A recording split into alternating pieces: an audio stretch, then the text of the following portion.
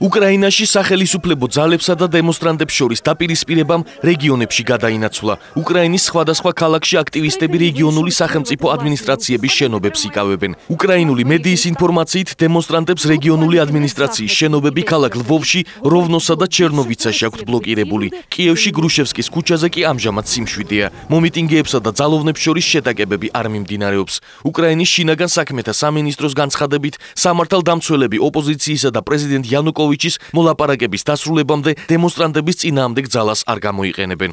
ევრომაიდანი კი ხელისუფლებასთან მოლაპარაკებაზე უარს აცხადებს. ოპოზიციის ლიდერებმა მაიდანზე შეკრებილებს პრეზიდენტ იანუკოვიჩის მიერ წამოყენებული შეთავაზება გააცნეს, რომლის მიხედვითაც ხელისუფლება დაკავებული აქტივისტების გათავისუფლების სანაცვლოდ გრუშევსკის ქუჩაზე დაპირისპირების შეწყვეტას ითხოვს. თუმცა დემონსტრანტები ხელისუფლების მიერ წამოყენებულ პირობას არ დათანხმდნენ და გრუშევსკის ქუჩის ბლოკირების გაგრძელება გადაწყვიტეს. ოპოზიციის ლიდერები მამაცები არ არიან, მათ საკუთარ თავზე პასუხისგებლობის აღება არ სურთ. სწორედ ამიტომ ჩვენს თავზე ვიღებთ პასუხისგებლობას, სხვა გზა არ არის. ჩვენ ვფართოვდებით, წინ მივდივართ, ჩვენ გვინდა რომ მთლიანად გრუშევსკის ქუჩა დავიკავოთ. ოპოზიციის ლიდერები მაიდანის გადაწყვეტილებას დაეთანხმდნენ, თუმცა მომიტინგეებს დისციპლინის დაცვისკენ მოუწოდეს. მოდით ძალადობის მასშტაბები შევამციროთ და გავიგოთ, რომ ამ ქვეყნის მომავალი ახლა ჩვენ გადაწყვეტილებებზეა დამოკიდებული. არც ერთი ნაბიჯი უკან, გთხოვთ დავიცვათ დისციპლინა.